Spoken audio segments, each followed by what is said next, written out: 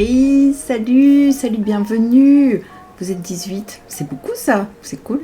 Bienvenue parce qu'on va faire ce soir la dernière partie du débrief spécial Cannes 2023. Donc c'était un débrief, salut Marie-Marty, bienvenue. C'était un débrief qui était censé durer une soirée et en fait c'est la troisième qu'on consacre à ce débriefing parce qu'il y a énormément de choses à voir, plein de choses dont on doit parler, etc. Et donc, en plus, j'ai l'impression que chaque fois, je vous montre qu'une toute petite partie des trucs trop cool. Donc, voilà. Mais c'est comme ça, on fait des choix, on essaie d'être le plus concis, précis, exhaustif possible, et malgré tout, on oublie toujours plein de trucs. Mais c'est pas grave, parce que j'ai encore toute une pile de trucs absolument merveilleux à vous montrer, plus les photos qu'on va continuer à débriefer, et voilà. Et sinon, dans les petites nouvelles un peu marrantes, merci, Line pour le sub, c'est gentil ça. Donc oui, dans les petites infos un peu cool, demain, j'accueille Marie Grandjeu à la maison pour une petite semaine où on va faire des cosplays, on va jouer, on va trop se marier, on va faire des photos et enfin terminer de bosser sur les photos qu'on a faites il y a un peu plus d'1 an et qu'on n'a toujours pas publié, donc c'est du sérieux. Voilà, donc ça va être très chouette. Et voilà, sinon il y a un programme pour le mois de mars-avril extrêmement chargé, c'est très bien. Par exemple, aller rendre visite à Martin et Aline au chalet, et aussi aller faire une petite semaine jeu aussi dans le centre perdu de la France, mais où on va bien s'amuser, ça va être très chouette. Donc ça va jouer. Et qu'est-ce que je voulais vous dire d'autre ? Non, rien, je crois que c'est tout. J'ai essayé un nouveau petit layout. Là, vous le voyez sur le fond de l'image, un truc un peu... Voilà. Je suis pas sûre d'aimer, mais j'essaye quand même. Et on verra. Du coup, je n'ai pas encore acheté mon Stream Deck. Je ferai ça demain, je crois. Je vais essayer. Et par contre, on va tout de suite passer aux photos. Attendez, que je regarde si on voit bien tous la même chose. Ça, j'enlève. Voilà. Par contre, ça, je vous montre. Oui, c'est bon. On va débriefer donc le dernier jour de Cannes et il s'agit du jour où on a fait, voilà, où on a fait un dimanche qui commençait par Gigamic. Donc salut Niki, bienvenue. Donc Gigamic, c'était des jeux tout plein par milliers et surtout qu'en plus c'est important de vous préciser que parmi les jeux que j'ai vus et que j'ai bien aimés, il y en a 2 qui sont déjà en rupture de stock. C'était Rupture Éclair et donc on attend un reprint et un retour tout bientôt pour fin mars, un truc comme ça, ouais c'est ça, fin mars, et c'est notamment le cas de celui-ci, Fish and Cheat. Je vais revenir sur le principe quand même parce que je le trouve vraiment très chouette et que j'ai envie de vous parler de mon ressenti à la présentation. Fish and Cheat, en fait, c'est un jeu, c'est le jeu du dictionnaire, c'est le jeu J'y crois pas, c'est tous ces jeux-là où un joueur va tenter de deviner qui le bluffe. Et donc l'idée c'est que on va vous proposer une information, mais parmi tous les joueurs, il n'y en a qu'un seul qui vous dit la vérité. Et donc on consulte une carte avec une info dessus, et on va se passer la carte, et en fonction de la couleur du poisson qu'on aura tiré, on est soit un poisson rouge, donc un menteur, soit un poisson bleu, donc un poisson honnête. Les poissons bleus disent toujours la vérité. Et ce qui est hyper intéressant, celui-là que j'aime beaucoup, c'est que le joueur qui tente de trouver qui le bluffe va avoir le droit de faire un petit jeu de stop ou encore en disant, par exemple, parmi toutes les informations qu'on m'a données, toi, je suis sûre que tu mens et donc je t'élimine. Et si effectivement la personne est un menteur, alors c'est bien, le joueur en question peut continuer à avancer, gagner des petites pièces, ou il peut décider de s'arrêter et de faire ok, j'ai éliminé un menteur et les autres, j'arrive pas du tout à déterminer qui me bluffe et qui me dit la vérité, donc je vais m'arrêter là. Et on passe à chaque fois le nouveau rôle. Et pour vous donner un exemple, on est 3 poissons. Il y en a un qui dit les grandes pyramides, elles ont été construites il y a 125 000 ans. Quelqu'un qui dit mais pas du tout, elles ont été construites il y a 2000 ans. Quelqu'un qui vous dit non, elles ont été construites il y a 4500 ans. Et vous vous dites 125 c'est un peu abusé, donc toi je suis sûre que tu mens. Par contre je suis un peu nulle en histoire et je sais pas du tout si entre 4500 et 2000, donc je vais m'arrêter ici et j'ai juste éliminé un joueur qui effectivement me montre son poisson, c'était un menteur, et donc je peux gagner des pièces en ayant éliminé un des menteurs. Et donc voilà, je trouve ça vraiment génial, ça m'a beaucoup plu Fish and Cheat, donc une seule vraie réponse parmi tout ce qu'on vous raconte. Et comme dans tout ce genre de jeu, il faut jouer avec un groupe qui se prête au truc en fait, qui réussit à avoir le côté un peu réfléchir rapidement, proposer des choses originales et intéressantes. Donc voilà. Ensuite, on a regardé Vers l'infini, mais pas au-delà, qui n'est pas tout à fait... C'est pas le même jeu, mais on est un peu dans ce même ordre d'idée, dans le sens où on va avoir des questions aussi de culture générale, mais hyper générales. Et je vais faire une proposition. Donc ça va être, par exemple, combien coûtait le premier iPhone. Et moi, je dis $500. Et une autre personne va dire non, moi je pense que c'était $700. Et en fait, en fonction de sa réponse, on va placer ces petits meeples dans un vaisseau spatial, plus ou moins haut, en disant ok, plus la réponse est élevée, plus on est à la tête du vaisseau. Et les joueurs qui sont pas inspirés ou qui savent rien, ils disent ok, moi je fais confiance à Tatiana parce qu'elle de toute façon toujours acheté des iPhones, c'est faux. Donc je sais qu'elle sait, je vais la suivre. Et donc on se met au même étage sur le vaisseau spatial. Et donc on regarde et on vérifie, et celui qui est le plus proche à ce moment-là, je crois, gagne des points ou un truc du genre. Mais c'est un petit jeu un peu rigolo. Il y a des principes qui pour moi ont l'air de complexifier un peu le jeu pour rien, du style la possibilité de jeter tout le monde en dehors du vaisseau pour dire qu'on est le seul à atteindre la lune en proposant la bonne réponse absolue. Et ça, je trouve que c'est un peu complexe pour rien, mais j'aime bien le design de l'objet et j'aime bien l'idée du jeu, donc ça me paraissait rigolo. Ça, d'orge et de blé, c'est le truc qui me hype, mais tellement. Alors c'est pas sexy, hein, on va pas se mentir, c'est un jeu un peu un peu marron. C'est un jeu dans lequel c'est déjà que en 2 joueurs. Et le principe, c'est que c'est un jeu de développement dans lequel vous allez avoir des trucs que vous allez pouvoir récolter, donc différentes céréales que vous allez pouvoir convertir pour faire du pain ou de la bière. Il y a un passage où vous allez pouvoir drafter aussi des cartes.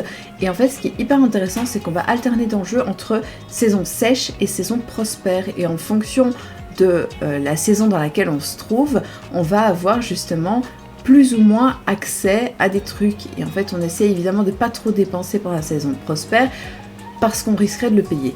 Donc, hey, salut Lucky Béjo, bienvenue. Ma star préférée. Ça tombe bien, je suis en train de parler du dimanche, donc je vais parler du jeu auquel on a joué ensemble. Mais donc voilà, d'orge et de blé, ça m'a vraiment beaucoup plu, j'ai trouvé ça très chouette et j'ai vraiment hâte de pouvoir l'essayer pour vous faire un retour plus complet. En tout cas, sachez que ça a été un super succès quand ils l'ont sorti à Essen, et donc du coup, JK Mix s'est précipité pour faire la loca parce que ça leur a plu à eux aussi. The Wolves, le clan des loups, c'est un peu moins mon délire. Alors je sais que le truc, beaucoup de gens en ont parlé, ils ont eu envie de jouer, etc. Et tout le monde a trouvé ça génial. Moi, j'avoue que ça m'emballe moyennement. J'ai trouvé que c'était joli, mais j'ai trouvé que le plateau est un peu fouillis, et donc pas hyper lisible. Et en plus, le principe m'a pas emballé de dingue non plus. Donc l'idée, c'est que chaque joueur va avoir un plateau personnel qui représente un type de loup. Loup des plaines, loup des montagnes, loup des machins, etc. Et vous allez avoir aussi un ensemble d'environnements qui sont des tuiles au-dessus de votre plateau. Et en fait, l'idée, c'est que vous allez pouvoir activer plusieurs de ces tuiles à condition qu'elles soient du même habitat pour pouvoir faire une action. Et les actions, ça va être par exemple étaler vos loups dans différentes cases. Donc vous partez d'un endroit central, puis vous les envoyez à différents endroits.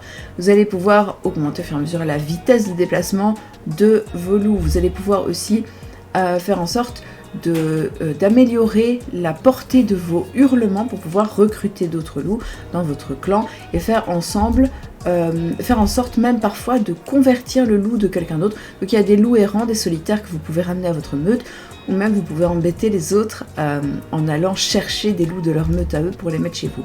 Puis vous avez des petites tanières, etc. Donc voilà, moi je vous encourage à l'essayer pour voilà, voir si ça vous plaît ou pas. Mais moi c'est... Pourtant la thématique me plaît, j'aime bien, mais j'ai l'impression que c'est le genre de jeu je vais jouer une fois, peut-être 2, et puis plus jamais. Et donc c'est pour ça que je me précipiterai pas dessus. Ça par contre, Evergreen, ça m'a beaucoup plus intéressé parce qu'en fait ça se base sur un jeu que j'avais déjà bien aimé, donc c'est le même auteur que Photosynthesis. Le truc c'est que j'avais bien aimé Photosynthesis, mais clairement en termes de matériel, etc., on était vraiment dans un truc un peu hors norme qui prenait plein de place et tout, mais très très joli. Et là en fait le principe dans Evergreen c'est que c'est toujours cette même idée, à savoir on fait pousser une forêt, mais il y a un truc intéressant qui se passe, c'est que au lieu de jouer tous sur le même plateau et se faire de l'ombre l'un à l'autre littéralement, en fait ici chacun va développer son propre plateau personnel. Donc on va partir vraiment de différents environnements de forêt. Donc à chaque tour on va retourner des cartes, ce sont des cartes donc qui vont pouvoir être prises par les joueurs pour dire ok je prends cette carte pour mettre des arbres dans telle partie de la forêt, ou je décide d'abandonner cette carte parce que c'est pas ce qui m'intéresse, mais ça risque de valoriser un type de forêt où vous n'avez rien mis. Et donc c'est ça qui est intéressant, c'est que par exemple, admettons, moi j'ai envie de construire beaucoup dans l'orange, donc j'arrête pas de prendre des cartes oranges, mais le problème c'est qu'à force de prendre toutes les cartes oranges, j'arrive pas à la valoriser. Et donc en fait, comme tout ce qui s'empile et qui n'a pas été pris va donner des points de victoire spécifiquement à un type de terrain. Et je trouve ça vraiment hyper malin. On a aussi ce système de soleil qui tourne, donc vous voyez qu'il y a sur les bords du plateau des petites encoches, et donc on a un mini soleil qui tourne, ce qui est bien moins fastidieux à déplacer que l'énorme tranche de soleil qu'on mettait autour de Photosynthesis. Et après il y a d'autres astuces, donc c'est quand même du jeu un peu plus complexe, avec notamment des irrigations pour faire pousser les arbres, mais toujours ce même système que les grands arbres font de l'ombre aux petits, et donc du coup en fonction de l'orientation du soleil vous faites pousser plus ou moins vite les choses, et voilà, et donc c'est vraiment très intéressant, et ça j'ai très hâte de l'essayer. Salut petit panda, bienvenue. Défi fou, alors c'est vivement le 30 pour Everdell, lol. Donc Défi fou, c'est un jeu que vous connaissez peut-être parce que c'est un petit jeu de défi qui a eu un succès dingue il y a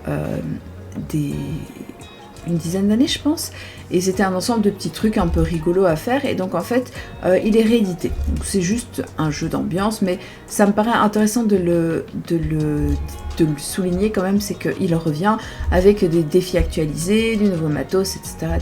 Donc voilà. Lignite, encore un énième jeu de cartes avec des chiffres et des trucs à aligner les uns derrière les autres.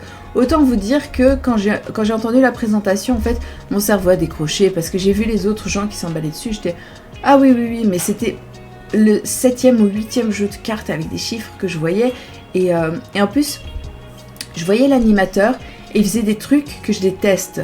Il était en train de faire des trucs de joueur de poker, donc prendre le paquet de cartes et faire un vrrt, et ça me perturbe de ouf parce qu'en fait, je me concentre sur ce qui fait avec sa main. Je me dis pourquoi tu fais ça? T'es en train de faire ton animation, ton explication de jeu. Merci pour le raid Dice Club. Et donc je voyais ce truc et je me dis ok c'est stylé, mais du coup moi je regarde que ça et je perds totalement le fil de ce qu'il me raconte. Et donc je sais rien vous dire sur la Lignite parce que en fait l'animateur il faisait son show de mec qui vous prépare un cocktail, si vous voyez ce que je veux dire. Et là j'étais ah non je comprends plus rien, donc non tant pis. Voilà, mais c'est pas grave parce qu'après on a vu Triqueta, et alors en plus Triqueta j'ai récupéré une boîte, je sais plus où je l'ai mise. Au-delà du fait qu'il est absolument super magnifique, ah, attendez je crois que je peux, oui. En fait le problème c'est que j'ai des caisses de jeux partout, et notamment je suis passée à la boutique début de semaine pour acheter les 3 extensions de Terraforming Mars Ares, et clairement ça prend une place dans ma boîte de jeux, et voilà, j'ai Triqueta sous la main. Attends, je vous montre. Donc, regardez-moi cette petite beauté. Exactement, Bielo, c'est vraiment ça. Dude, arrête de faire ton show, explique-moi le jeu. Ouais, donc Triqueta, en fait, c'est un jeu dans lequel vous allez essayer de faire des triades avec des animaux. Donc pas des triades de mafia, mais des triades d'animaux. Et pour ceci, je vais changer l'écran, comme ça je vous montre dans la vue du dessus. Et on peut l'ouvrir et regarder ensemble ce qu'il y a dedans. Hop, voilà, vue du dessus. Et let's go. Alors, déjà, il n'y a pas de plastique à l'intérieur du jeu. Donc en fait, vous avez effectivement le plastique de protection de l'extérieur de la boîte, mais ça c'est malheureusement toujours un peu nécessaire pour empêcher que la boîte se griffe dans le transport, dans les étagères et dans la manipulation. C'est 4 pages de règles. Vous avez une toute petite planche de punch avec les petits arbres et les différents petits motifs celtiques. Et puis ensuite, vous avez l'entièreté de tous les animaux. Je vais les ouvrir. montrer. Et en fait, ce sont des petites tuiles qui ressemblent à des cailloux vernis. Vous avez différents types d'animaux. Regardez comme c'est trop beau. Et en fait, c'est un petit jeu de draft. Salut Playmojas, bienvenue. C'est un petit jeu de draft dans le sens où vous allez piocher un certain nombre de tuiles et puis vous allez répartir les tuiles dans des groupes en proposant aux autres joueurs de sélectionner un groupe. Et donc d'abord je répartis, puis les autres joueurs vont pouvoir sélectionner. Et en fait, ce que je trouve génial, c'est que vous allez donc proposer ça et les joueurs vont prendre un truc et puis ils vont commencer à composer. Et donc, admettons qu'il sélectionne ceci, il va pouvoir mettre ensemble ces animaux pour faire un triqueta, donc un petit triangle. S'il prend celui-là, il le complète et il aura des points de victoire. Le problème, c'est que s'il devait reprendre un quatrième sanglier, donc quelqu'un va lui faire des propositions, quelqu'un va l'embêter en mettant forcément des sangliers dans chacune des propositions. Par exemple, le joueur serait obligé de le prendre et à ce moment-là, ça casserait son truc et donc il perdrait les points de victoire du sanglier. Et donc c'est vraiment pas mal, je trouve ça hyper intéressant comme principe. Ça me plaît beaucoup parce qu'on est dans quelque chose de un peu abstrait, en même temps avec un petit côté piquant à la Azul en disant « Ah, toi je vois ce que tu fais, tiens, vas-y, prends 5 carrés rouges que tu ne sais pas caser. » Je trouve ça génial, j'aime énormément cette idée. Donc j'ai pas encore pu le tester, mais ce qui est bien c'est que comme je vais avoir des joueurs à la maison cette semaine, et ben du coup on va pouvoir jouer à ça et à 12 000 autres trucs. Mais clairement il est super joli, il est super malin et il fait lui partie des jeux qui sont aussi malheureusement en rupture de stock, mais qui vont revenir tout bientôt. Et alors, je le remets juste dans sa boîte. Hop. Et pour répondre à la question de Thomas qui demande qui est l'auteur du jeu, en fait c'est inscrit sur le côté de la boîte, vous avez les petites informations ici, et donc c'est Ralph zur Linde. Attendez. Ouais, blablabla. Triqueta est le 20e jeu qu'il publie, sa 6e collaboration avec Stéphane Dora. Pour couronner le tout, il a créé plus de jeux de logique sur ordinateur et dispositifs portables. Donc, Annika Heller, c'est l'illustratrice. Voilà. Et donc, elle est dans l'équipe de Deep Print Game, qui est l'éditeur original du truc. Et Stéphane Dora, on le connaît un peu plus. Il a publié jusqu'à 50 jeux. Et donc, il a fait plein de jeux avec Ralph zur Linde. Donc, voilà. Et ils ont monté une espèce de collectif d'auteurs allemands. Et je trouve que c'est chouette d'avoir ces petites informations à l'intérieur de la boîte parce que clairement ça permet d'avoir un peu de de mettre en avant le travail des auteurs illustrateurs du jeu et autrices illustratrices, même si je pense qu'on est sur une bonne voie en termes de reconnaissance, mais voilà, il y a encore du travail à faire. Et si je ne m'abuse, Deep Print, je pense que ce sont les mêmes qui ont fait Savannah Park et Caldera Park. Mais peut-être que je me gourre, mais j'ai l'impression, je sais pas pourquoi, en voyant ça, j'ai l'impression que c'est la même maison d'édition. Mais peut-être que c'est pas ça. Alors, revenons à nos moutons, image verticale, voilà. Donc on disait Triqueta, ça m'avait l'air vraiment très plaisant. Et ensuite, on passe à Biomos. Alors, Biomos, je l'ai déjà reviewé hier, mais je vais revenir 2 secondes dessus. Je l'ai reviewé parce qu'on avait Grisha, donc l'auteur qui était dans le chat, qui est passé faire un coucou. Et en fait, Biomos, le principe, c'est que chaque joueur va avoir une plaquette individuelle qui représente sa planète, qui va faire évoluer. Donc à chaque tour, on va avoir des petits ronds qui représentent les différents biomes qu'on va pouvoir mettre sur sa planète. Et en les plaçant, on tente de refaire des motifs qui sont en fait les objectifs que vous voyez sur les cartes juste au-dessus. Donc vous avez le plateau personnel, puis les cartes objectifs. Et quand on réussit à faire un ensemble sur une carte objectif, on peut la récupérer et gagner les points de victoire qui sont liés. Ce qui est hyper intéressant aussi, c'est que le plateau est double face. Donc quand vous avez l'impression d'avoir déjà bien poncé la version de base, ou même si vous voulez tout de suite vous frotter au challenge un peu plus compliqué, vous avez donc le plateau de dos qui est donc une variante un peu plus complexe et qui ajoute un petit peu aussi de variation en termes de jeu. Donc c'est assez cool parce que ça permet de par exemple placer des biomes pour les transformer en d'autres trucs, et donc c'est vraiment vachement bien fait. Donc ça me plaît beaucoup et ça va arriver en financement participatif début avril je crois, ou courant du mois de mars. En tout cas, quoi qu'il en soit, j'ai une boîte et donc je vais faire une review complète pour pouvoir vous le présenter en détail. Toi, tu avais joué Magic Bejo, tu l'as essayé au Fige parce que moi je l'avais acheté, je l'avais essayé en prototype à Toulouse l'année passée. J'ai trouvé ça vraiment très bien. Et donc voilà, je suis contente de voir qu'il continue sa petite vie, sans compter qu'en plus il est extrêmement magnifique. Alors, ça c'est aussi un jeu que j'ai beaucoup aimé, c'est un jeu de civilisation, donc c'est vraiment du jeu de développement de civilisation dans lequel vous allez avoir votre plateau personnel qui représente une civilisation, donc il y a une légère asymétrie au début de la partie puisque chaque plateau a son petit pouvoir et chaque joueur a à côté de son plateau personnel une espèce de plateau de développement avec différentes sources de pouvoir.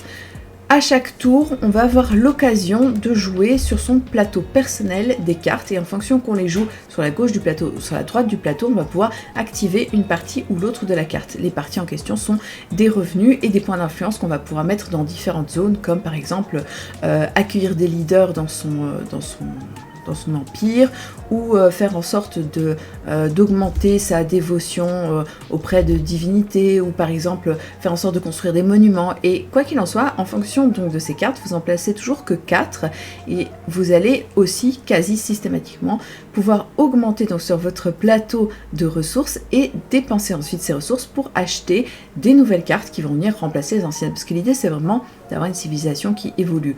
On commence tous avec les mêmes 4 cartes de base qui sont des cartes un peu nulles avec des effets très faibles et au fur et à mesure j'acquiers une 5e et donc du coup quand je dois placer mes 4, il y en a une que je vais jeter, souvent, toujours, les cartes des âges précédents si on veut.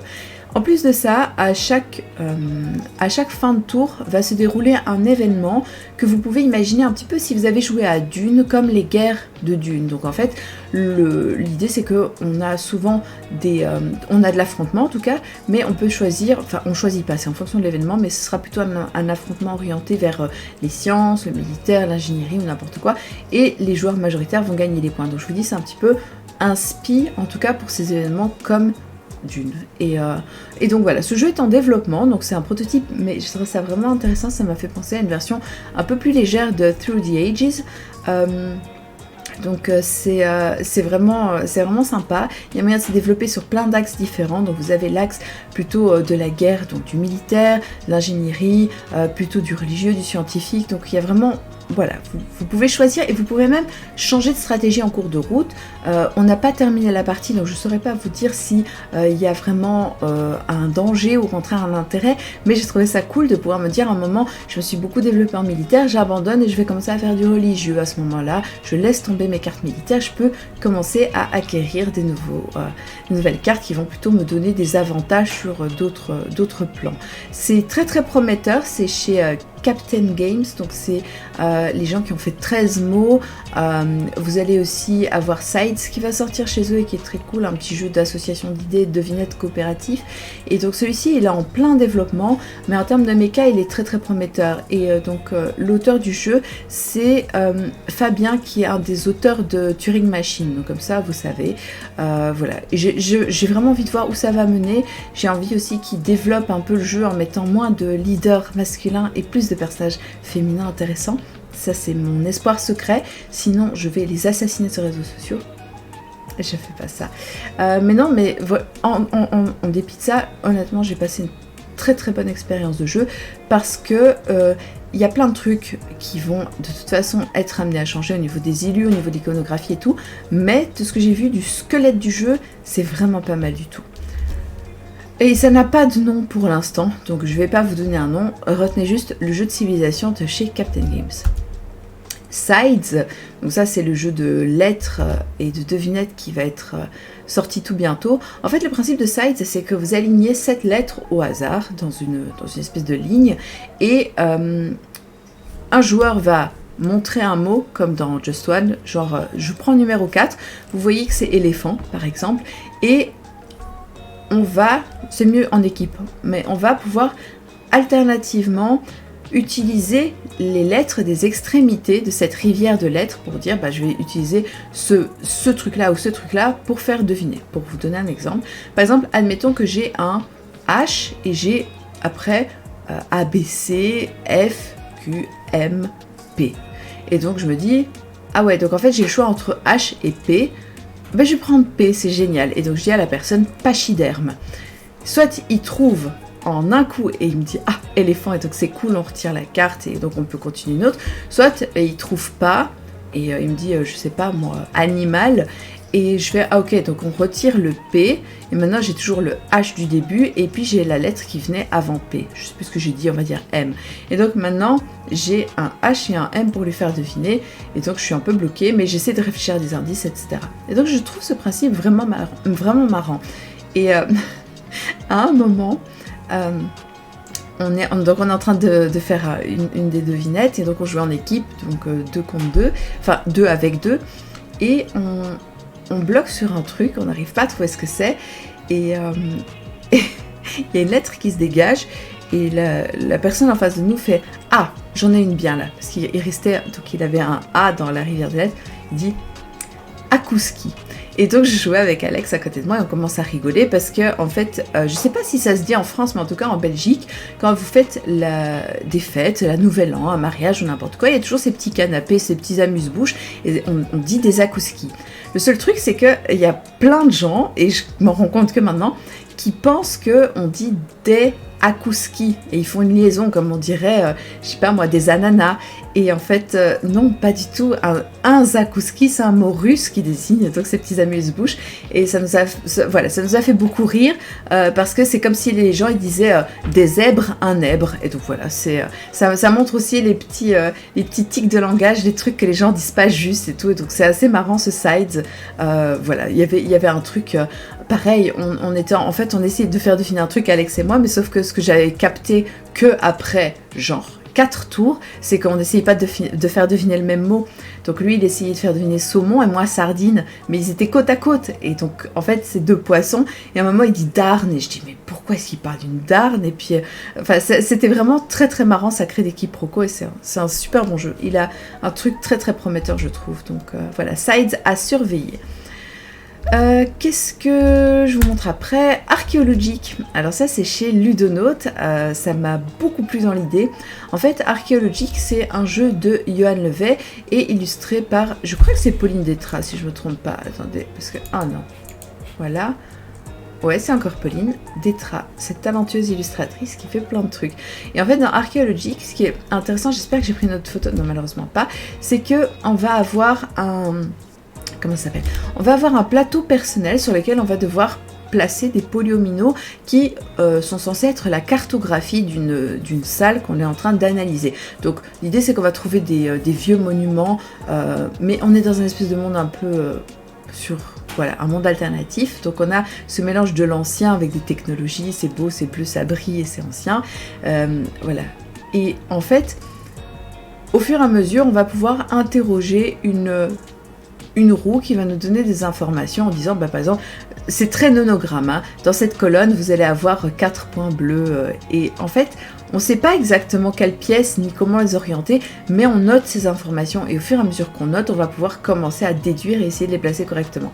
Il y a un petit côté Tiwanaku, on va pas se mentir, mais c'est hyper beau et c'est vachement intéressant. Il y a un peu un aspect course aussi, puisqu'on essaye d'être forcément le ou la première à cartographier correctement sa salle. Et évidemment, il ne faut pas se gourer non plus, parce que quand on dit « Ok, j'ai trouvé », on a intérêt à avoir trouvé, sinon ça nous met plein de retard dans les dents. Donc c'est très très cool, et ça c'est en développement chez Ludonote. Alors ça c'est Ice, suivi de Founders. Donc Ice, c'est un jeu de creusage de glace. Donc c'est un jeu qui a été en financement participatif sur KS et qui a fait un très très joli succès. Et le principe dans Ice, c'est que vous allez avoir un plateau avec des tuiles qui s'empilent les unes sur les autres et qui représentent différents niveaux de couches de glace. Vous êtes des explorateurs et vous allez donc au fur et à mesure pouvoir déplacer vos explorateurs et retirer la glace. Donc pour ceux qui ont des gros doigts, vous avez un petit médiator de guitariste dans la boîte qui vous permet de faire sauter la tuile, et une fois qu'une est partie, le reste vous les soulevez normalement. Et derrière ces tuiles se trouvent soit des petites actions ou des... Oh, le bouillon ludique me raid, mais c'est adorable, merci pour le raid, c'est trop gentil. Salut Talina.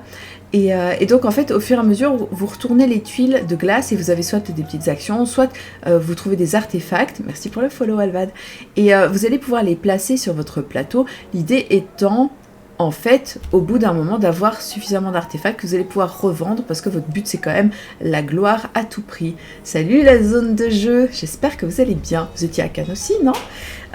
Mais donc voilà, c'est très très intéressant. Puis plus on fouille loin, plus on va pouvoir trouver des choses. Et ce qu'il y a, c'est que c'est pas un jeu legacy ou quoi que ce soit, mais par contre, il y a un aspect découverte puisque au fur et à mesure, quand vous atteignez la dernière couche, en fait, vous allez... merci pour le follow Serval Wolverine.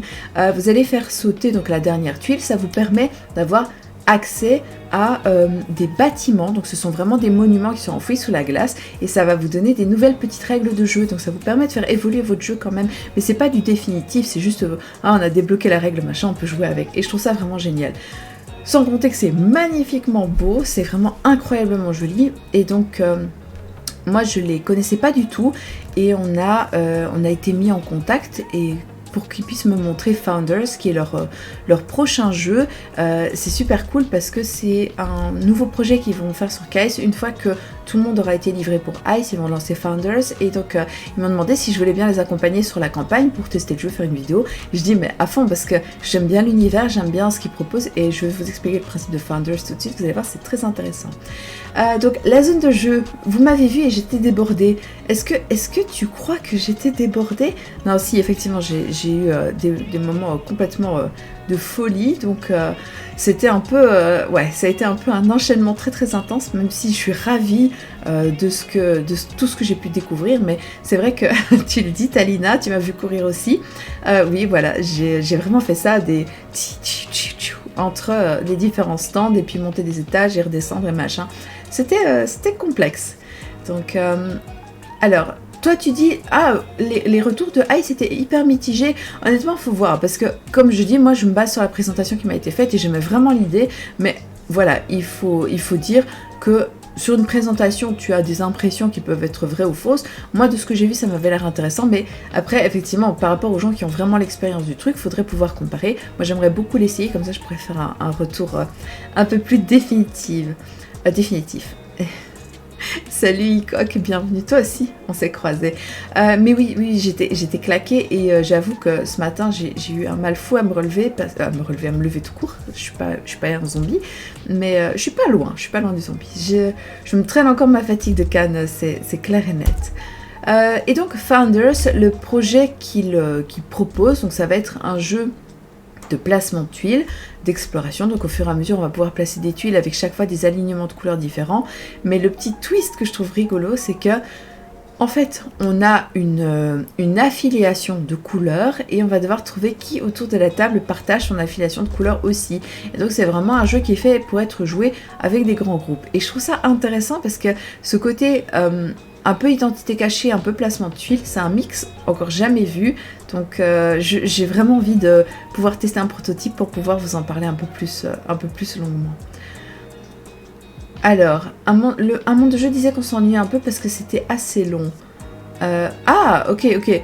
Oui, c'est pas impossible, parce que c'est vrai que quand tu vois ça, tu imagines la taille du plateau, etc. Après, pour être tout à fait honnête aussi, je crois qu'il y a un certain intérêt à aller chercher aussi dans la compétition directe. Donc, c'est-à-dire que comme c'est pas un jeu coopératif, tu peux chacun décider d'aller dans ton coin du plateau et creuser et prendre des plombes, ou tu peux décider d'y aller en mode agressif et opportuniste et te mettre exactement aux endroits où les autres creusent et faire « Ah, toi t'as trouvé ça, attends, je vais chercher un truc ». Donc voilà, je pense que ça peut aussi dépendre peut-être du style des joueurs, à voir. Et oui, j'ai présenté SkyTeam hier, j'en ai parlé.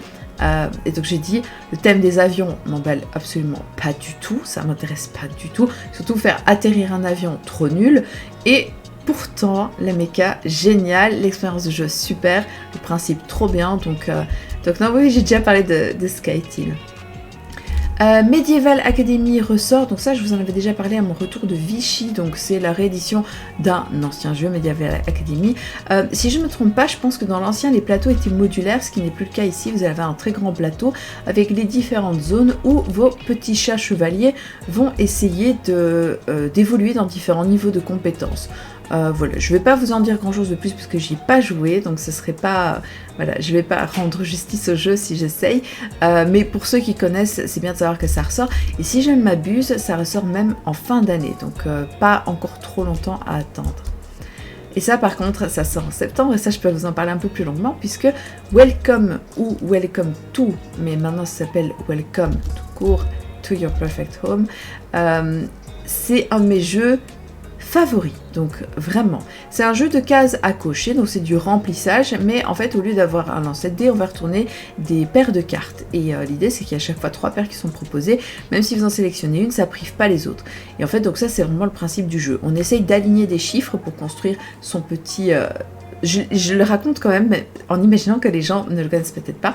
Donc on aligne les chiffres pour essayer de faire en sorte de construire son quartier idéal, donc c'est des petits quartiers résidentiels, et c'est vraiment très chouette parce que au fur et à mesure vous pouvez sauter des numéros, écrire des bis, etc.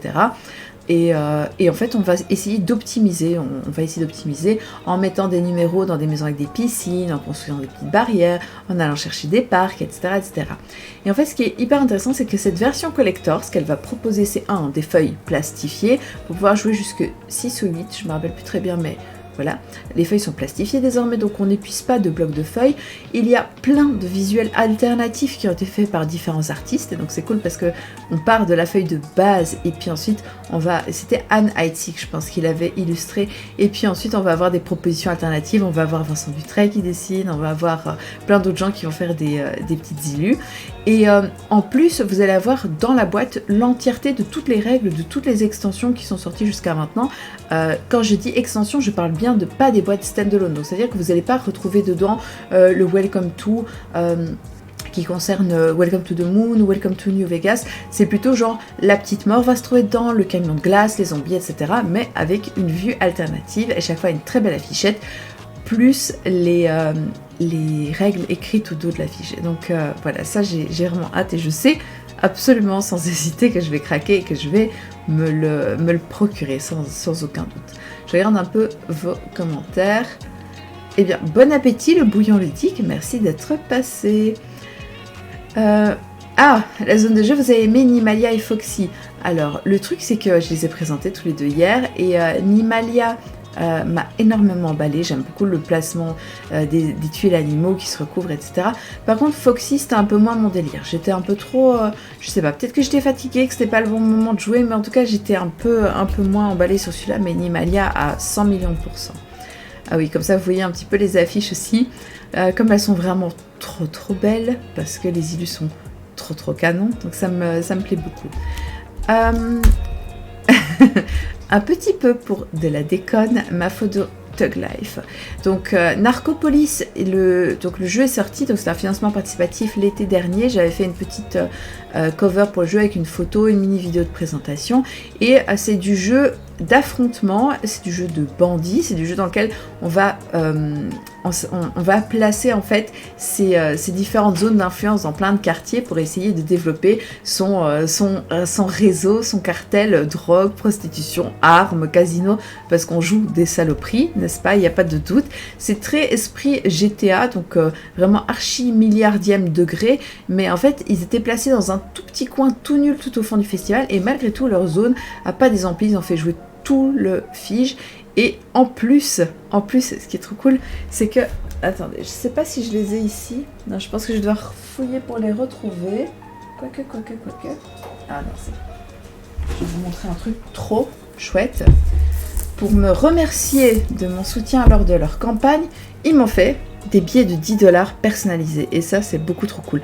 Donc en fait ça c'est la photo que j'avais faite pour eux sur Insta pour présenter le jeu, et donc c'est trop marrant, ça me fait trop plaisir parce que du coup je récupérais ma boîte avec mes petits billets personnalisés, et ça c'est trop bien.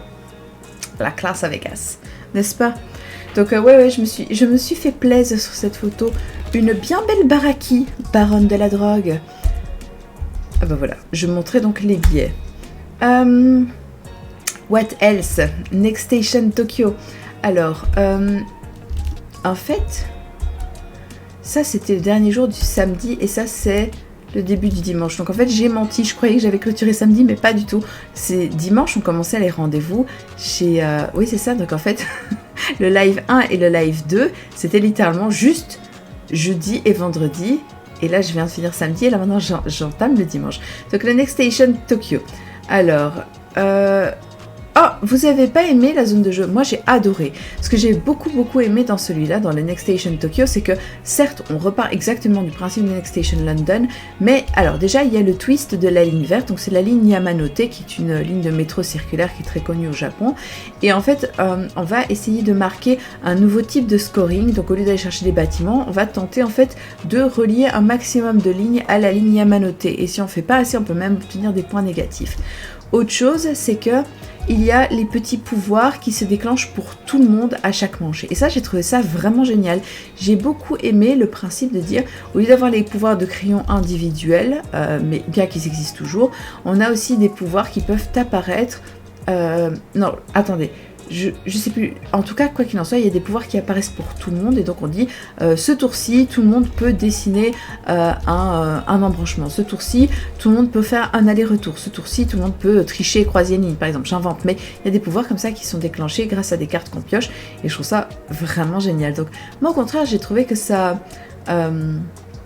la double voix c'est génial, ça c'est clairement archi génial.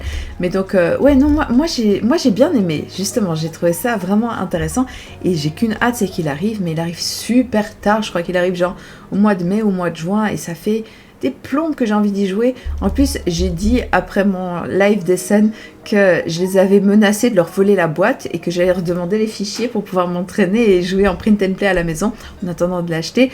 Mais en fait, en vrai, je l'ai jamais fait parce que flemme, trop de trucs à faire. Et puis en plus, je joue trop à Next Station Tokyo, London sur BGA.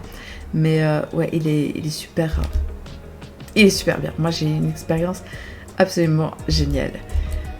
Blabel, c'est un petit jeu rigolo dans lequel on va devoir construire la tour de Babel, mais ça s'appelle Blabel parce qu'en fait on parle pas la même langue. Donc ce qui est rigolo, c'est qu'on a chacun un dictionnaire et en fait le dictionnaire va désigner un certain type de matériaux ou un certain type de construction. Et ce qui est vraiment drôle, c'est que c'est un dictionnaire de notre langue et les autres ils parlent chacun leur langue, mais on a des petits mots en commun. Pour vous donner un exemple, admettons que par exemple on doit faire, je sais pas moi, un escalier en or et en fait ça tombe bien parce que l'or chez moi ça se dit farpola. Donc je dis à quelqu'un et je lui dis farpola, donc la personne elle entend ce que je dis, elle piche que dalle, mais il y en a autour de la table qui sait de quoi je parle parce que lui en fait il a l'or aussi. Mais dans sa langue à lui ça se dit par exemple farpoli et donc il fait ah putain mais oui je sais de quoi elle parle et donc du coup il va pouvoir essayer d'aller chercher la carte or pour pouvoir l'associer et tandis que je disais je sais pas moi Dubichu, un autre il sait que Dubichu c'est des escaliers parce que chez lui ça ressemble aussi et donc voilà c'est un jeu vraiment débilement drôle, c'est un truc à prendre au 3 milliardième de degré, pas du tout au sérieux mais c'est un très bon jeu d'ambiance et donc ça aucune idée de quand ça sort. Taco Kitten Pizza, c'est le taco chat pour les tout petits, à partir de 4 ans, parce que taco chat c'est 6. Et en fait, dans le principe de Taco Kitten, ce qui marche très bien, c'est qu'en fait, à partir de 4 ans, oui, la zone de jeu, ça fait 3 jours que je fais des retours. Dans Taco Kitten, en fait, les petits, s'ils veulent, ils peuvent dire taco à chaque carte. Donc c'est toujours le même principe, on retourne, et puis si on dit le mot, on doit taper sur la carte. Sauf qu'ils peuvent dire taco, ça n'a aucune importance. Mais si le moment où ils redisent taco, ils retournent une carte taco, bah faut taper. Et alors il y a aussi des petites cartes spéciales, le petit bonbon, bah si on le tape c'est un petit bonus, enfin voilà. Donc c'est vraiment mignon et ça s'adresse aux tout petits. Et nul doute que j'en ai besoin parce que mon fils il va avoir 2 ans, mais un jour il aura 4 ans, il devra jouer à Taco Kitten avec sa mère folle, c'est sûr.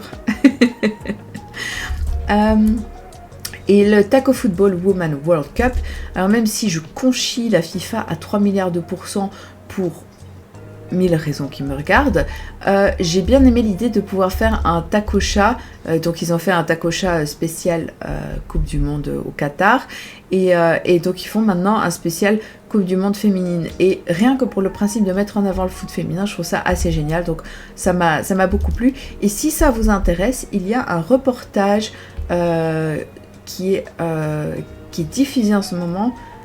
Putain, et ça y est, c'est le moment où je bug, il va falloir que je retrouve le titre, mais grosso modo, c'est un reportage qui est diffusé en partie sur la Voix du Nord, donc sur le site internet, vous pouvez trouver, etc. Et c'est sur, entre guillemets, le destin d'une équipe de foot féminine, donc on suit de foot féminin, une équipe féminine de foot. Et donc on suit un petit peu les joueuses, et puis alors c'est aussi des interviews, et puis on parle de plein de trucs, plein d'aspects hyper intéressants. Donc si vous aimez le sport, si le sujet vous intéresse, c'est pas idiot de savoir que ça existe et que du coup c'est un peu mis en avant. Moon River, ça m'excite tellement. C'est King Domino System, donc le principe c'est que c'est du jeu de domino comme King Domino, dans lequel on va devoir associer des terrains et les valoriser pour pouvoir gagner des points de victoire. Sauf que ce qui est hyper malin, c'est qu'en fait les dominos, en fait on les compose soi-même.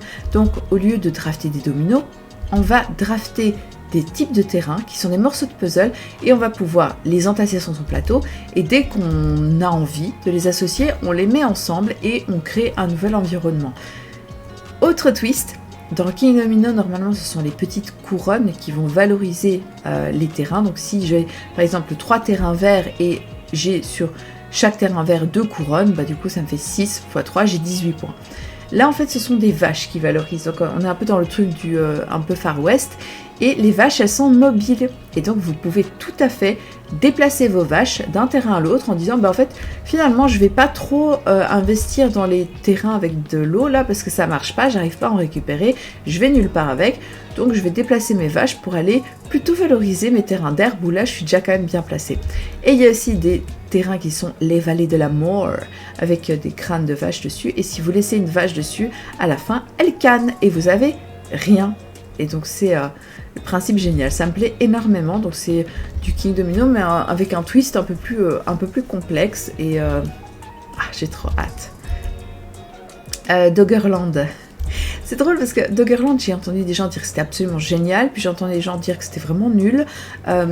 Mon collègue Aoulad qui adore les gros jeux, il a joué, il a détesté, il trouvait ça vraiment pas intéressant. Marie Grandjeu, bienvenue Marie Grandjeu, I love you.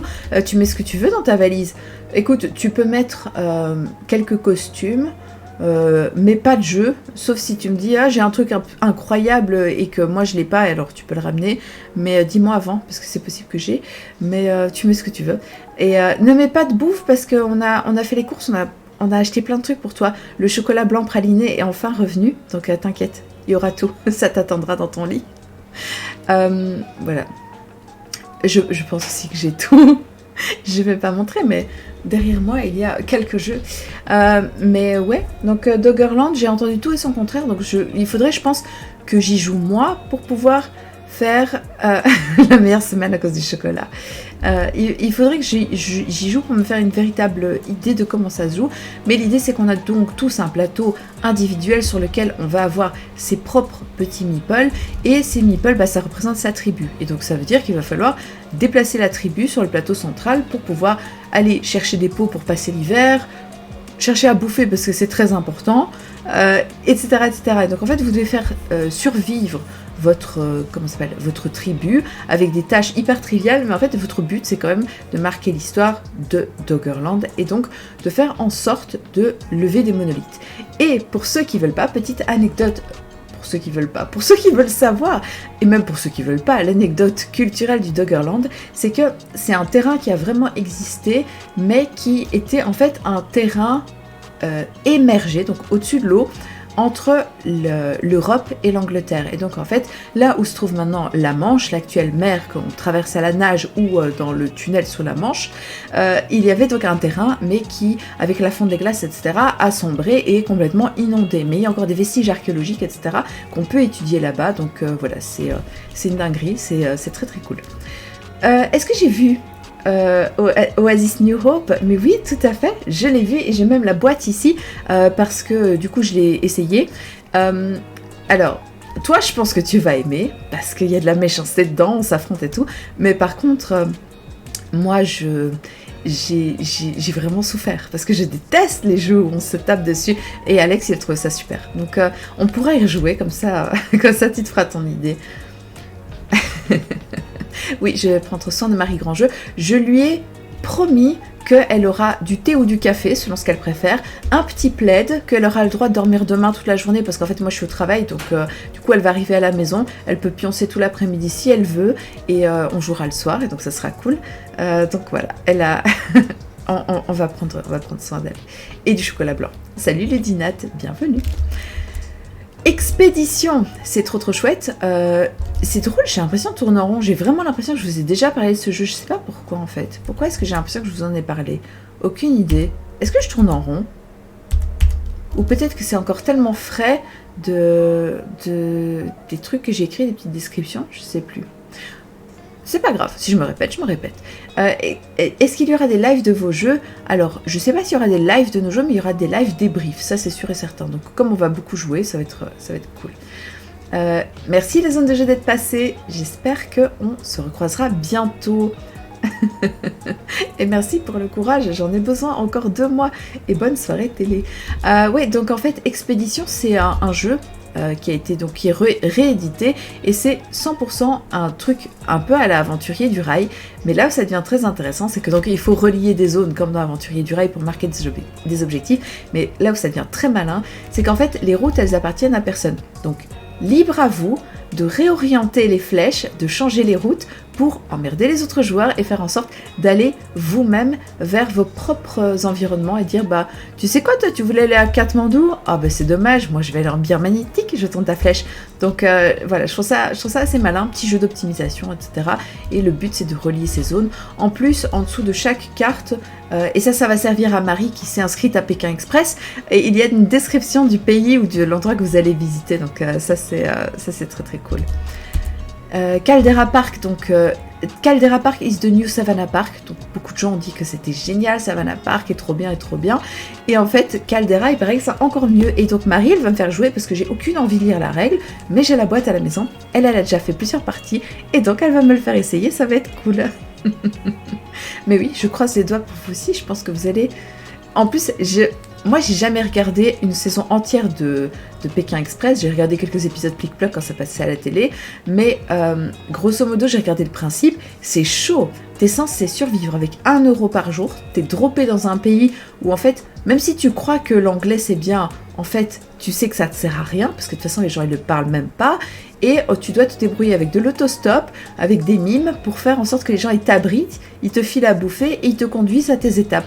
C'est hardcore, franchement hardcore. Mais ce qui est bien, c'est que comme on joue à Concept ou à Time's Up, on peut mimer ou dessiner des trucs pour se faire comprendre. Ah, ça va être génial. Eh ben écoute, on croise, Inch'Allah. Transludis, salut, bienvenue. Tu te fatigues à rédiger une règle et même pas je la lis. Heureusement que Marie est là. Alors en fait, pour information, moins je lis de règles et mieux je me porte. En général, c'est Alex qui va les lire pour moi et puis il me les explique. Mais voilà, si je peux avoir quelqu'un à la maison qui va m'expliquer la règle et que ce soit pas mon chéri pour une fois qui se farcisse tout le truc, ça va. Après, je suis sûre qu'elles sont hyper bien rédigées. En plus, regarde, les gens, ils t'ont applaudi à la cérémonie de l'As d'Or en disant « Mais oui, trop bien !» Parce que, pour ceux qui n'ont pas vu, c'était hyper cool comme move. J'ai trouvé ça très classe. Au moment donc où Super Meeple reçoit la récompense pour Ark Nova, il y a Charles Amir, le boss de Super Meeple, qui fait les remerciements, etc. Et qui notamment cite la traduction sans laquelle Ark Nova ne serait pas Ark Nova, etc. Et donc, je trouve cette idée vraiment géniale de faire, vraiment de souligner qu'un bon travail de traduction, en fait, ça fait énormément pour un jeu. Et c'était un move, j'ai trouvé ça hyper classe. Et donc, c'est le moment où j'ai envie d'enchaîner pour dire du mal de Matago, mais je vais fermer ma gueule parce que voilà. Mais en gros, je trouve ça bien quand des éditeurs reconnaissent que le travail de traducteur, bah, c'est pas du Google Translate, que c'est pas juste faire je rentre le texte en allemand et puis il y a une machine qui me le chie en français. Bah non, il y a aussi de la réinterprétation, il y a aussi des termes techniques et tout. Donc voilà, c'est. Non, moi je dis. Un move très classe de la part de Super Meeple et donc de reconnaître que c'est un vrai job et qu'il y a des vrais gens derrière et que ça demande des vraies qualifications et que même si moi je parle anglais, je peux pas du tout prétendre être une traductrice et je le ferai jamais de ma vie. Voilà. Donc du coup, voilà, c'était le petit moment sympathique. En biolo, il a saisi le message sous-jacent. Voilà. À part ça, donc Caldera Park, il paraît que c'est bien. Terra Nova, alors c'est du Terra Mystica version light. J'ai joué une fois à Terra Mystica il y a 3 milliards d'années. Et puis j'ai joué à Gaia Project que j'ai trouvé très bon et qui m'a beaucoup plu parce que il y avait une fluidité que je trouvais trop sympa dans Gaia Project, même si c'était du gros jeu. Des bisous Marie Grandjeu, à demain, fais ta valise. Et qu'est-ce que je voulais te dire ? Ouais. Bah, je t'ai envoyé ton billet de train, donc je me coucherai pas trop tard. Meuf, je travaille demain, malheureusement. Mais donc, Terra Nova, c'est du Terra Mystica, mais version légère. Donc, c'est-à-dire qu'en fait, ils ont vraiment... Terra Mystica, ça pouvait durer 3-4 heures facilement. Et ils ont réduit le truc pour le faire à 1h30, en gros, en gardant les principes généraux de Terra Mystica, mais en simplifiant à l'extrême pour proposer une expérience qui soit gamer, mais qui soit pas écœurante non plus, pour que ce soit pour des joueurs initiés. Et donc j'aime beaucoup cette idée, et j'ai vraiment hâte de l'essayer pour voir et comparer mes ressentis par rapport aux autres jeux. Et les Chevaliers du Zodiaque. Je sais que c'est toujours le jeu polémique, parce que c'est un jeu que moi j'adore, même si je lui vois 3 milliards de défauts, parce qu'effectivement, c'est trop long, effectivement, on peut jamais épurer sa main, effectivement, plus on joue, et plus c'est long, mais à chaque fois, je suis ravie quand il y a du nouveau contenu qui arrive, de nouvelles extensions, etc., parce que je trouve que c'est une expérience qui est super cool, et pour moi, la longueur infinie du jeu, c'est tout à fait méta. En fait, c'est complètement raccord avec les arcs narratifs du Chevalier du Zodiaque. Si vous avez regardé la série, vous le savez, il y a un mec, il arrive et il dit « Voilà, ma mission, c'est d'aller tuer machin. » Ça va prendre 74 épisodes avant qu'il arrive à juste rencontrer machin. Et une fois que le combat est amorcé, ça va en prendre encore 68 pour qu'il puisse lui péter sa gueule. Donc, c'est normal que ce soit long, parce que de toute façon, la série est comme ça. Mais en vrai, je rigole et je me moque avec énormément d'affection, mais les Chevaliers du Zodiaque, moi j'aime beaucoup. Et le principe, c'est que dans cette extension-ci, Hades, il va y avoir du nouveau contenu qui est relatif à cet arc-là. Par contre, me demandez pas, parce que on était vraiment en train de blablater, c'était vraiment juste le print de la boîte, donc on n'est pas rentré dans le détail de ce qu'il y avait. Peut-être Alex se souvient, et s'il écoute encore le live, il pourra mettre un petit commentaire dans le chat pour vous détailler. Mais c'est parce qu'on a aussi parlé de plein d'autres trucs, notamment la sortie aussi du jeu Dragon Ball Z, qui a bien plu au festival, qui est du jeu d'affrontement, et donc voilà. Oui, et ça c'est les trucs cool. Differentio, alors, c'est... Je suis vraiment sûre que je vous ai déjà montré ça, je sais pas pourquoi. Differentio, c'est vraiment le jeu très sympa dans lequel on va avoir des cartes qui sont placées sur le plateau et qui vont remplir les espèces de cases un peu blanches que vous voyez. Et à un moment, un joueur va se retourner, va fermer les yeux et va ne pas regarder le plateau pendant qu'un autre va échanger des cartes. Et donc, en échangeant les cartes, il va mettre une carte qui représente à peu près la même scène, mais il y a des différences. Et puis ensuite, on peut de nouveau consulter le jeu et on est censé retrouver la carte qui a bougé. Et je peux vous jurer que quand on regarde dans le plateau, on se fait « mais qu'est-ce que j'observe là en fait ?» Exactement la même chose que tout à l'heure. C'est si proche que c'est impossible de savoir ce qui a bougé. C'est un peu comme si je vous bougeais un bout de micro-macro. Et merci pour le follow d'Elf. C'est comme si je vous bougeais un bout de micro-macro et que je vous dis, vas-y, c'est lequel maintenant qui a bougé? Démerde-toi. C'est super dur. C'est très chouette, hein. C'est vraiment chouette. Mais en plus, pour les gens qui aiment les jeux d'observation, ça tue. Merci pour ton follow, Cordalinge. Quel drôle de pseudo. Mais c'est vraiment trop sympa. Donc, Differentio, ça va sortir chez Kif Édition. Et en plus, le plateau double face, il y a 2 illustrateurs différents qui ont travaillé dessus. Et voilà, j'aime beaucoup l'idée et c'est très beau aussi. Star Wars, le jeu de deck building. Ce qui est génial, c'est que ici, donc c'est du jeu de deck building dans lequel on va avoir une rivière centrale qui représente les cartes qu'on peut acquérir. Et ces cartes, elles sont 100% que pour le côté obscur ou que pour le côté lumineux de la force. Mais du coup, vous dites, bah du coup, à quoi bon avoir une rivière centrale pour tout le monde? C'est là que ça devient hyper intéressant, c'est que moi, je joue le côté lumineux de la force, parce que je suis une meuf vraiment gentille. Et je vois que apparaît une carte super balèze, genre Kylo Ren. Et l'autre, il a le choix, il peut l'acquérir pour 9, en coût d'énergie, ou alors, moi, je peux détruire cette carte pour 6. Et en faisant ça, je la ressors de la rivière et il ne pourra pas l'utiliser. Et c'est ça qui est génial, c'est que j'aurais pu garder mes points de force pour pouvoir m'acheter des cartes, mais j'ai préféré détruire une carte du côté obscur, parce que comme ça, je peux ralentir son jeu aussi. Et je trouve ça incroyablement intelligent. Et aussi, ce que j'aime beaucoup, c'est que c'est un peu mélangé dans tous les univers différents de Star Wars. Donc c'est-à-dire qu'il ne va pas y avoir une boîte de base de la première trilogie, et puis une boîte avec la trilogie des années 90-2000, et puis une boîte... Ils font pas ça parce que ce serait débile, il y aurait des écarts de vente qui seraient vraiment vraiment visibles, mais c'est clairement un jeu qui va s'enrichir d'extensions, et vous pouvez trouver déjà dans cette boîte autant le personnage du Mandalorien que le personnage de Rey ou le personnage de Luke. Enfin voilà, donc c'est très très varié, et c'est ça qui est très très encourageant, donc ça me plaît beaucoup. J'ai vraiment trop hâte de l'essayer, je suis vraiment impatiente, j'adore les deck building, donc voilà. Et en plus un deck building avec un côté destructeur comme ça, je suis vraiment curieuse de savoir où ça va mener. Double Connect, on refait le double, c'est-à-dire on prend le principe de double, mais au lieu d'avoir 7 images, on en met 10, et je vous jure que ça complexifie le truc, hein, de ces niveaux, c'est vraiment hardcore. Et en fait, c'est double avec puissance 4, donc c'est-à-dire qu'à chaque fois, comme dans le double normal, pour pouvoir abattre une de ces cartes, il faut énoncer ce qu'on voit, mais sauf qu'au lieu de les recouvrir les unes sur les autres, en fait, on va les mettre côte à côte, et en faisant ça, on essaie de faire un alignement de 4, mais une ligne complète, donc ça peut pas être un serpentin, ça doit être une ligne qui se suit. Et quand on a réussi à abattre 4 cartes, les autres vont vous donner 2 cartes et ça devient un handicap dans votre main. Donc en fait le but c'est petit à petit de vous défausser de vos cartes à vous et d'essayer de placer donc, les cartes en les défaussant le plus rapidement possible et en faisant une suite. Ça prend une place immense sur la table, on va pas se mentir. Il faut une grande table jouée par terre, mais je trouve que ça renouvelle tellement bien l'idée. Et donc c'est du double plus complexe, donc il est 8+. Gardien des saisons, trop mignon. C'est un livre-jeu, mais en fait, c'est pas vraiment un livre. Il n'y a rien à lire dedans. C'est juste que c'est le principe du livre qui est vraiment intéressant.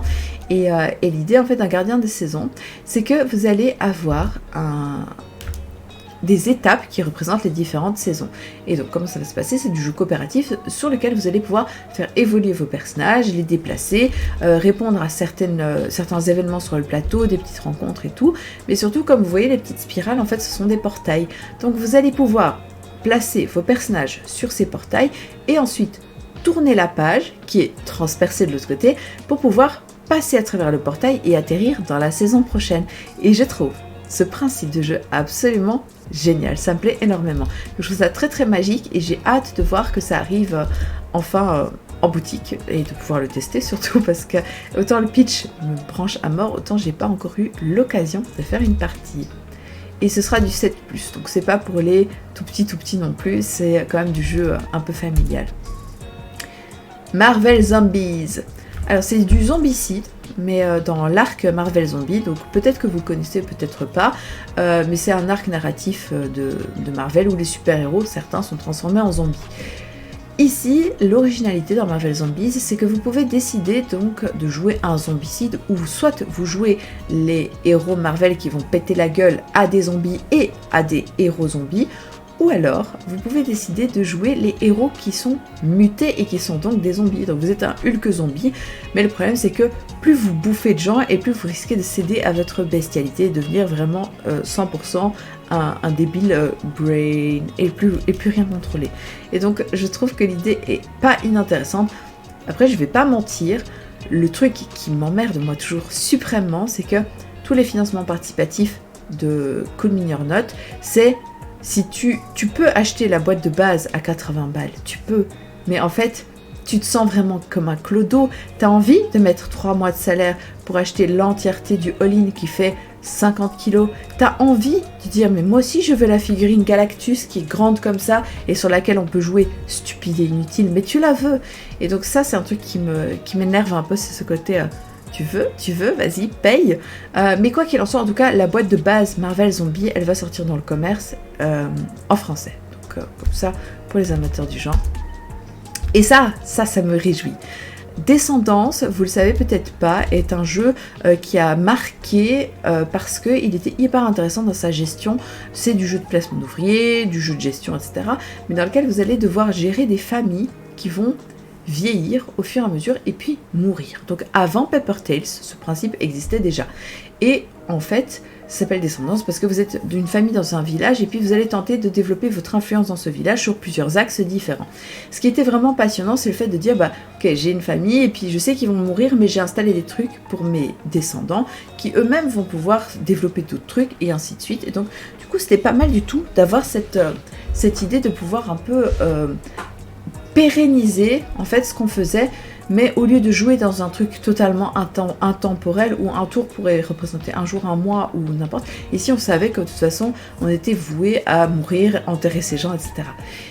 Et ce jeu est devenu un peu culte et il se vendait à des prix complètement débiles en deuxième main. Les gens ils faisaient vraiment il faisait de la spéculation dessus, etc. Et c'était impossible. Et donc maintenant, en fait, il va ressortir dans une big box qui est absolument magnifique. Je trouve que les illustrations médiévales comme ça, c'est une dinguerie, c'est vraiment sublime. Donc il va ressortir, et surtout, il va ressortir avec les extensions dedans. D'où le fait que c'est une big box. Et comme ça, vous savez, c'est un jeu de Inka et Markus Brand, que vous connaissez peut-être. C'est un couple d'auteurs et autrices allemands qui ont fait, entre autres, tous les Exit. Donc voilà. En bielo, donc toi tu as craqué pour les Zombicide Cosmocat, alors que t'as même pas le jeu de base. Ah, c'est pas mal quand même, hein. C'est ok, je vais rien dire. Franchement, je dis rien parce que admettons, si demain il disait on va sortir un Zombicide World of Warcraft où en fait les zombies c'est le fléau du roi Lich. Crois-moi bien que je vends un rein et peut-être mon fils pour m'acheter la totale. Je serais extrêmement frustrée de passer à côté de cette opportunité-là. Donc je me moque pas des gens, loin de là. Au contraire, justement, je sais qu'ils jouent sur notre corde sensible et c'est ça qui me frustre. ISS Vanguard et Aetherfield, oui, ce serait totalement raccord, quoi, niveau lore à 100%. Et d'ailleurs, je suis étonnée qu'il ne l'ait pas encore fait. Donc ISS Vanguard et Aetherfield, je vais vous les pitcher tous les deux, comme ça je change pas de photo, j'ai pris une photo avec les deux, c'était côte à côte. ISS Vanguard, c'est du jeu de gestion avec un petit aspect narratif, mais surtout un aspect campagne évolutif. Donc en fait, le principe dans ISS Vanguard, c'est que vous avez un vaisseau spatial qui va faire des voyages pour découvrir de nouvelles planètes. Et en fait, au fur et à mesure, vous allez gérer votre équipage dans un classeur. Alors c'est drôle parce que José qui nous faisait la présentation disait c'est un jeu de ressources humaines. Globalement c'est ça, donc forcément tu as un classeur avec des petites feuilles plastifiées pour pouvoir classer tes membres d'équipage, etc. Et donc on doit constituer des équipages qu'on va pouvoir faire évoluer, acquérir de nouveaux personnages, etc. pour pouvoir vraiment faire l'équipage sur mesure en fonction de... Donc ça c'est la première phase, de la planète qu'on va visiter, et donc ça c'est la deuxième phase, c'est de dire qui va où, pour faire quoi, et à ce moment-là, on va se baser sur justement les forces et faiblesses, des différents membres pour dire cet équipage est adapté pour telle rencontre, etc. Donc un petit aspect, un très gros aspect gestion et un petit aspect narratif, puisqu'en fonction des planètes, il y a des rencontres, il y a des trucs qui vont se passer, etc. Et donc le jeu va évoluer au fur et à mesure. Je ne pense pas, mais peut-être que je me trompe, mais je pense pas que ce soit Legacy. Je crois pas que c'est un truc genre avec des milliers de stickers et tout, mais peut-être que je m'avance. Aetherfield, alors c'est un jeu un petit peu dans la même idée, puisque on va avoir un personnage qui est le rêveur, c'est un voyageur, et en fait il arrive dans cette espèce de monde onirique, mais ce qu'il faut savoir c'est que c'est un monde complètement fumé, où les lois de la réalité sont absurdes, mais surtout ce qui peut frustrer certains joueurs, mais que moi je trouve très excitant, c'est le fait qu'en fait les règles du jeu sont laissées à certains moments volontairement libres d'interprétation. Et donc il est tout à fait possible que vous vous retrouviez dans une situation où vous ne savez pas résoudre le jeu en cours par rapport aux règles qui vous sont enseignées dans le livret de règles. Et à ce moment-là, libre à vous de vous fier à votre intuition pour terminer ou pas l'aventure que vous êtes en train de vivre. Et donc ça, clairement, ça a frustré certains joueurs qui se sont dit mais cette expérience est trop what the fuck pour moi, je comprends pas ce que je fous, comment ça se fait qu'il n'y a pas une règle qui me détaille comment je suis censée résoudre cette espèce de casse-tête. Mais moi j'avoue que c'est un parti pris que je trouve certes un peu risqué mais aussi hyper original, donc ça me déplaît pas du tout. Après, est-ce que j'ai vraiment envie de mettre 120 balles dans un jeu de figues encore avec, oui certes un aspect narratif trop cool et tout, mais j'en ai déjà 12 000, je ne sais pas. Mais Si quelqu'un me proposait de rejoindre une campagne, je crois que je dirais oui, ça me ferait plaisir. What else? Oui. Alors forcément, ça c'est du détail, mais c'est des petits casiers de rangement et de transport pour votre matos de joueur de Donjons et Dragons. C'est 100% gadget, mais retenez ça pour la fin d'année si vous avez envie de vous faire gâter ou de gâter quelqu'un qui joue au jeu de rôle. C'est un petit cadeau vraiment cool pour pouvoir ranger n'importe quel livre de jeu de rôle si vous avez décidé de boycotter D&D parce qu'ils ont fait de la merde récemment. Ou alors vous les aimez toujours et vous rangez vos bouquins D&D dedans, c'est possible. Et puis, pour terminer, Animal Gathering, je pense que c'est le dernier jeu que j'ai en photo. Ouais.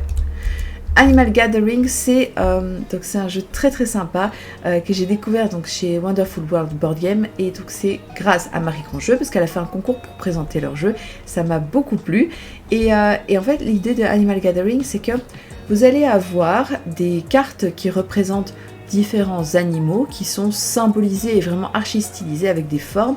Et en fait, vous allez pouvoir lancer vos dés. Donc, il y a un petit principe un peu de stop ou encore. Vous relancez vos dés dans le but de collecter des morceaux que vous allez pouvoir associer sur vos différentes cartes. Et quand vous terminez une carte, non seulement vous allez gagner des points de victoire à la fin de la partie, mais vous allez également pouvoir activer un pouvoir qui est en dessous de la carte.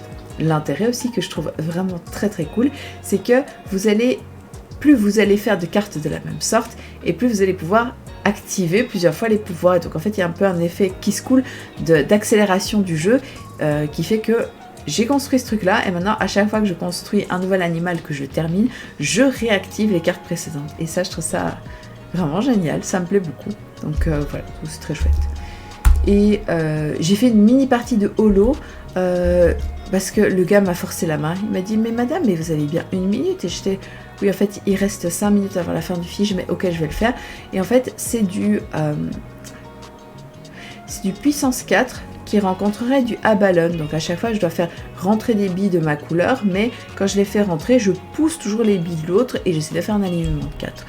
C'était gentillet, ça m'a pas emballé de ouf, parce que moi le jeu abstrait c'est pas ma came absolue, mais j'ai trouvé le principe sympathique. Et par contre je sais pas du tout s'ils sont genre en autodistribution ou genre aucune idée parce que j'avais vraiment pas le time pour ça. Et en gros, je pense que j'ai fait à peu près le tour. Alors c'est faux parce que il y a 3 millions de trucs que je voulais vous montrer. Donc par exemple, je vais vous montrer ça, qui est les enquêtes sous scellées. Alors, ils m'ont proposé de faire une partie... Attendez, je vais vous le mettre dans la vue du dessus, comme ça on ne va pas être perturbé. Hop, voilà. Donc, ils m'ont proposé de faire leur enquête de démo qui avait été écrite pour le Fige par Théo Rivière, et donc c'était trop sympa. Et d'ailleurs, il est encore co-auteur ici, illustré par Simon Capuzzo. Et donc, Socélé m'a invité, et donc j'ai fait une petite session d'une demi-heure. On a joué avec le Québéjo, je sais pas s'il est encore dans le chat, et on a joué avec Alex, et c'était vraiment très très cool à jouer. Après, j'ai trouvé l'enquête très très classique, mais je me suis dit, ça tient sûrement au fait que c'est une enquête de découverte en 30 minutes pour le festival. Et en plus, il y avait un énorme biais parce que comme on a gagné, on a tout à fait gagné, exactement. Non, mais il y avait un énorme biais parce que comme c'était plein de blagues sur des auteurs, des éditeurs et des gens qu'on connaît, enfin des blagues, des clins d'œil et des références, j'ai jamais pu tout à fait sortir du côté réalité. Donc en fait, je lisais des trucs et je me basais sur la personnalité des gens pour dire ah ouais, mais non, il aurait fait ça ou il aurait pas fait ça. Et donc ça a complètement faussé mon expérience. Mais en vrai, j'ai trouvé ça sympa. Et je me suis dit, j'ai envie de donner une chance au vrai jeu. Donc je leur ai demandé... Non, c'est pas vrai, j'ai rien demandé. Eux, ils m'ont proposé, est-ce que tu veux essayer une boîte? On en a 6 ou 7 qui sont sortis, choisis. Et je vais prendre celle-ci, 63 âmes. Parce que j'aimais bien le principe un peu dark, comme ça, avec une ado. Elle est retrouvée pendue à un arbre. Et on est un peu dans un mood très noir, comme ça, très... le petit village, la suspicion, etc. C'est un peu mystérieux, mais c'est toujours réaliste. Il n'y a pas de magie ou de fantastique dedans, c'est vraiment du réalisme. Et donc, du coup, je pense, convaincre Marie de faire une partie quand elle sera là, parce que ça risque d'être bien sympa. Qu'ai-je d'autre à vous montrer? Oui, donc vous l'avez peut-être lu dans le chat, mais Marie, elle voulait qu'on lise les règles de ça, parce que Transperce Neige, ça va arriver en financement participatif sur Kickstarter. Je pense KS, en tout cas en financement participatif. Et il faut savoir que je suis giga, ultra, méga fan de l'univers de manière générale. Donc c'est-à-dire que j'ai beaucoup aimé le film, j'ai énormément aimé la série. J'ai lu, je pense, le premier comic, je crois. Enfin, mais en tout cas, ça me plaît beaucoup et c'est pour ça que j'avais très envie de découvrir le jeu qui avait été fait dessus. Et alors, je sais pas encore vous dire, c'est un jeu à partir de 14 ans, c'est du complexe parce qu'on est quand même dans du 1h30, 2h et c'est du 3 à 5 joueurs. Mais comme ça, vous savez, ça va arriver et de toute façon, on va le tester et le reviewer. Et alors, juste comme ça, j'ai un Azul chocolat. Alors, je suis retombée en amour de ouf. J'ai toujours aimé Azul, mais là, je suis retombée en amour parce que il y a le principe dans Azul chocolat qui fait que les petites fabriques, donc les tuiles où vous distribuez les carreaux, cette fois-ci dans Azul chocolat, elles sont recto verso et vous avez un principe avec des pouvoirs. Je trouve ça vraiment trop génial. Et alors aussi, un autre truc, c'est Pagan, je vous montre, parce que il faut savoir que j'ai joué à Pagan, le jeu de... donc c'est du jeu 2 joueurs experts avec vraiment une très forte composante à la fois de bluff, de suspicion et de déclenchement de pouvoir. Mais en fait, le truc c'est que je me suis fait éclater et aux 3/4 de la partie, je savais que j'avais perdu. C'est pas genre je râlais et j'étais nerveuse. Non, c'est vraiment je savais sans aucun doute que je pourrais pas gagner. Et en fait, en parlant avec Super Meeple, et j'ai bien fait, je me suis rendu compte qu'il y avait une règle que j'avais complètement omise et une autre que j'avais même mal interprétée. Et en faisant ça, en fait, ça m'a permis de me rendre compte qu'il fallait absolument que je lui redonne une chance et que j'y rejoue pour pouvoir justement, maintenant, avec les bonnes règles, avoir la full expérience. Et moi je suis comme ça, c'est que quand je suis mécontente d'un truc, un jeu, j'hésite pas à le dire, ça m'a pas plu, j'ai pas aimé parce que ci ou ça, et du coup je suis aussi toujours ravie quand on me dise mais attends viens on va réessayer, comme ça peut-être tu peux lui donner une deuxième chance, peut-être tu vas aimer. Et ça m'est arrivé avec Clank par exemple où j'étais restée sur une très mauvaise première impression alors qu'en fait finalement j'adore le jeu. Et Pagan, j'espère vraiment que ça fera pas exception et que quand j'y rejouerai avec cette fois-ci les 2 règles qu'on avait mal faites ou oubliées, je me dirais mais en fait ce jeu est génial et comme ça je pourrais dignement vous en parler.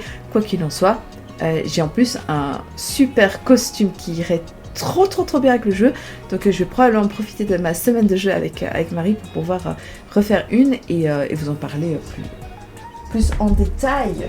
Je regarde s'il y a autre chose. Ouais, il y a encore plein d'autres boîtes, mais c'est une pile complète qui est par terre. Et la vérité, c'est que j'ai plus le feu. Je suis beaucoup moins fatiguée qu'hier. Ça va beaucoup mieux. Mais par contre, toute la pile là, ça va être un peu violent. Donc en fait, ce qu'on va faire, c'est que là, je vous ai vraiment montré l'entièreté des photos du fiche. Donc vous avez tout vu. Donc ça, c'est cool. J'ai pu vous parler de tout. Et donc ça, c'est trop bien. Par contre, toute la pile de jeux qui est là et qui sont des trucs que j'ai pu jouer ou que j'ai aperçus aux fiches et que j'ai pas pris en photo parce que je sais que je les avais à la maison, etc. En fait, je vais simplement les laisser là et je vais y jouer avec Marie et du coup on vous fera des débriefings sur Twitch ensemble et ce sera trop stylé. Comme ça vous aurez aussi des avis qui seront un peu mixtes. Et donc voilà. Donc je pense qu'on va s'arrêter ici. Moi, je vais vous faire des bisous. Vous avez été très sages dans le chat ce soir, c'était cool. J'ai rien dû modérer. Mais non, mais voilà. En vrai, je pense qu'on va de toute façon se retrouver dimanche soir pour faire le débrief de la semaine de jeu, comme d'hab. Bien que ce soit pas vraiment une semaine de jeu, parce que je vais surtout vous parler des trucs qu'on aura joué les dimanches, mais c'est quand même cool. Ah mais non, mais pas du tout en fait. Non, parce qu'en fait, dimanche, il y a un gros événement ici à Bruxelles qui s'appelle Made in Asia, qui est un salon sur toute la culture asiatique de manière générale, mais qui est aussi couplé avec Uplay. Et Uplay, en fait, c'est un salon sur le jeu vidéo, sur le jeu de société. Et pour cette édition, je suis invitée par RTBF XP, donc c'est la télé belge, mais le XP c'est la version gaming. Et en fait, avec Marie, on va streamer tout l'après-midi des jeux de société pour RTBF XP, toutes les deux. Et donc, on va jouer à des petits trucs un peu rigolos et tout là-bas. Donc voilà, ça va être cool. Donc là, c'est vraiment ce qu'on va faire. Et alors, à mon avis, le débrief de la semaine de jeu, on le fera peut-être genre le mercredi pour tout chambouler. Voilà. Allez, on va s'arrêter ici. Je vous fais des bisous. Je vous envoie sur l'écran de fin. Pendant ce temps-là, je coupe le micro. Je vais chercher s'il y a un petit raid sympa, peut-être pour vous envoyer. Et puis voilà. Allez, on cherche un raid là. On cherche. Si vous avez des suggestions, mettez-les dans les commentaires. Bisous.